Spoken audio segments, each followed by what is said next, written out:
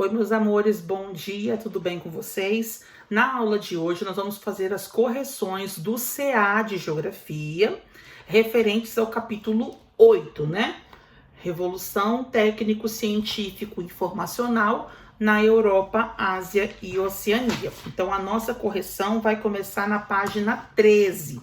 Pega seu material e vamos corrigir comigo. Os vídeos de correção são muito importantes, que é ali que você realmente vai ter certeza do que você errou, do que você acertou. Então não desconsiderem, não deixem para trás, façam as correções junto com o professor. Número 1, ele te deu umas imagens e um texto aí em cima para você analisar, e ele pergunta: qual é a matéria-prima que a imagem 1 e o início do texto se refere? Com certeza, carvão mineral. B. A que tipo de meio de transporte e sua respectiva fonte de energia é feita a alusão no texto? Bom, ao transporte ferroviário por meio de trens a vapor e também o naval, tá? Impulsionado pela queima do carvão, né? Porque está sendo falado sobre ele. 3. Cite 3 diferentes tecnologias que caracterizam o meio técnico-científico e informacional. Bom, pesquisa genética, robótica, a nanotecnologia, tudo relacionado ao meio de comunicação também digital, tá bom? D. Qual é a finalidade de um empreendimento como o grande acelerador de partículas da fronteira oeste da Suíça? Conhecer com mais profundidade o microcosmo, isto é, o interior de um átomo, tá bom? Vamos virando página 14, número 2. Entre as metades do século 18 e 20, o processo de industrialização transformou os espaços pelas diferentes regiões do mundo.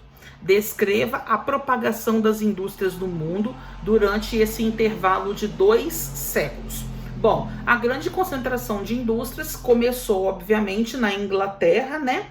E depois, isso no século XVIII. Depois, no século XIX, as indústrias começaram a se expandir para França, Bélgica, Estados Unidos e depois chegando ao Brasil e Japão.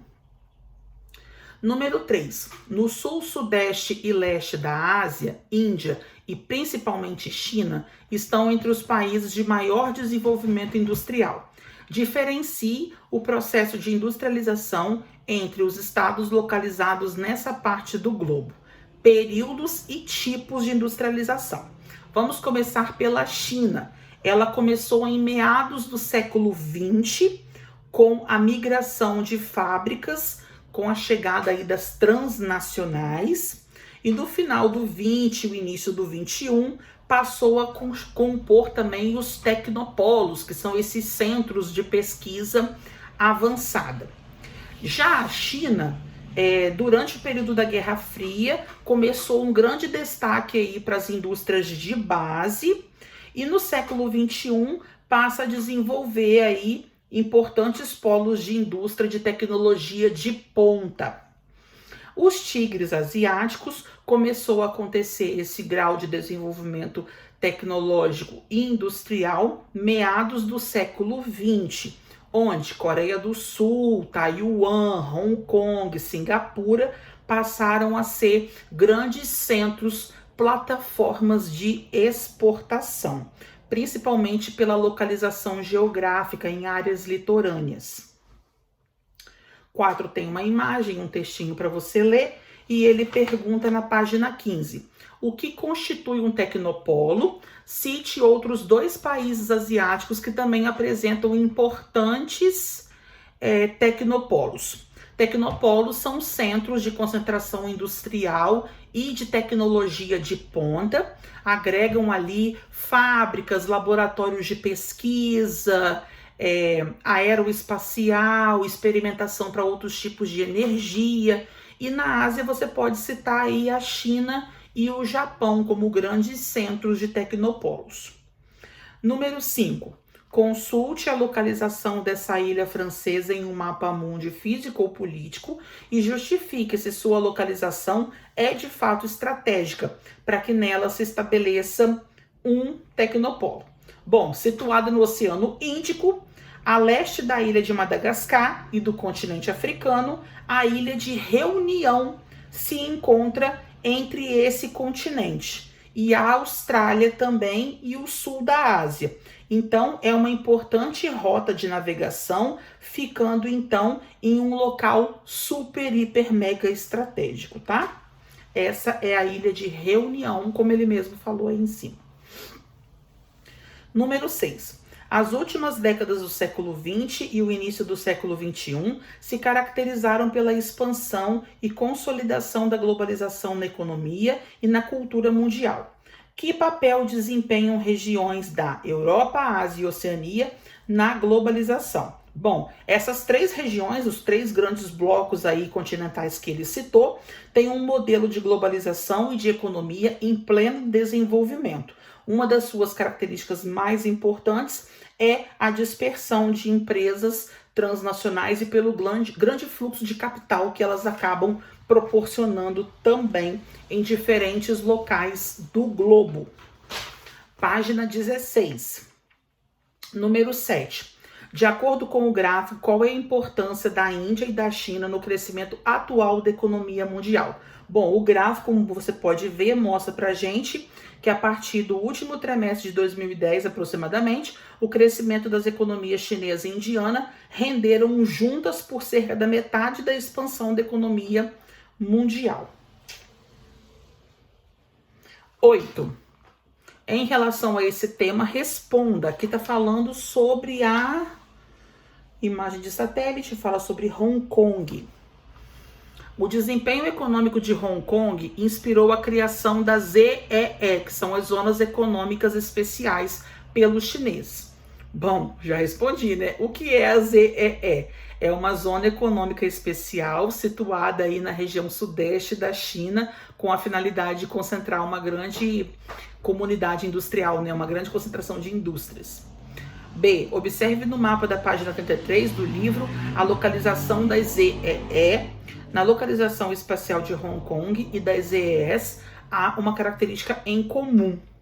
Que característica é essa? Todas elas estão no litoral, gente, na zona costeira da China. E de que forma ela contribui para esse êxito? Por ser um local de portos, de transação de navios ali, uma estratégia comercial marítima, tá? 9A. De que modo um bloco econômico pode tornar mais competitivo os produtos exportados para um determinado país? Bom, ao participar de um bloco econômico, um determinado estado ou país, em conjunto com os demais, consegue em geral condições mais favoráveis para comercializar seus produtos, tais como redução de taxas alfandegárias, ampliação do seu mercado consumidor. Por isso que muitos países passam a fazer parte de vários blocos ao mesmo tempo, pela vantagem que aquele bloco pode oferecer economicamente. B. Quais são os principais blocos econômicos atuantes na Eurásia e na Oceania? Pesquise quais são e os países que fazem parte de cada um deles. Bom, gente, não precisa colocar quais todos os países, mas cita aí, com certeza, na Europa é a União Europeia, que é o principal bloco, e da Ásia e Oceania você pode colocar a APEC ou a OCEAN também, tá bom? Não precisa citar os países, não. Página 18. O que é uma união monetária? Corresponde ao mais elevado estágio de unificação e organização de um bloco, onde os países membros passam a adotar o mesmo tipo de moeda, que no caso é o que acontece com a União Europeia. Como ela é denominada dentro da União Europeia? Zona do euro, que no caso é o nome dado à moeda utilizada. C. Quantos e quais são os países que nela se enquadram? Bom, são 28 países que fazem parte da União Europeia e desses 28, 19 adotam o euro como moeda. Eu vou te falar quais são os nomes e você vai anotando aí, hein? Alemanha, Áustria, Bélgica, Chipre, Eslovênia, Eslováquia, Espanha, Estônia, Finlândia, França, Grécia, Holanda, Irlanda, Itália, Letônia, Lituânia, Luxemburgo, Malta e Portugal. Se você perdeu alguma coisa, pause e volta o vídeo, hein? Bom, letra D.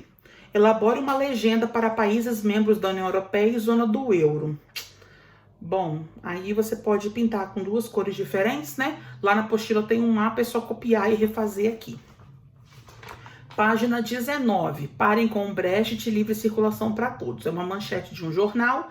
Letra A. O que é o Brecht? No caso, é a separação da Grã-Bretanha do bloco União Europeia.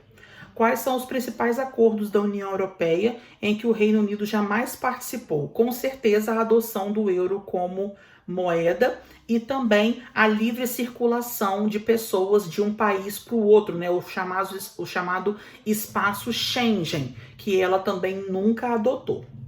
12. Em relação à cooperação econômica da Ásia-Pacífico, responda. Quais são os 3 países membros desse bloco que apresentam os maiores PIBs? Estados Unidos, China e Japão. B. Que aspectos são considerados vantajosos na diversidade de desenvolvimento econômico presente entre os países da APEC? Ampliação do mercado e promovido por mão de obra barata e a disponibilidade de matérias-primas originárias dos países com menor desenvolvimento. C. Qual é a principal dificuldade para a realização de acordos multilaterais nesse bloco econômico? A rivalidade econômica entre Estados Unidos e China, com certeza. Bom, terminamos nossa correção por aqui. Beijos e até mais. Tchau, tchau.